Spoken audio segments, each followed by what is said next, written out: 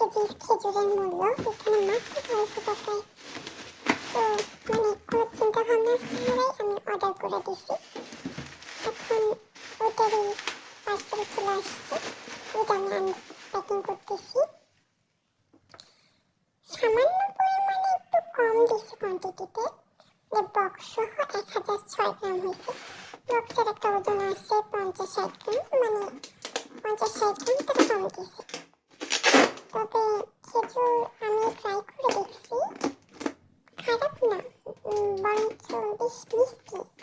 সত্যি বলতে এটা আমার প্রথমবার আজওয়া খেজুর কিনা।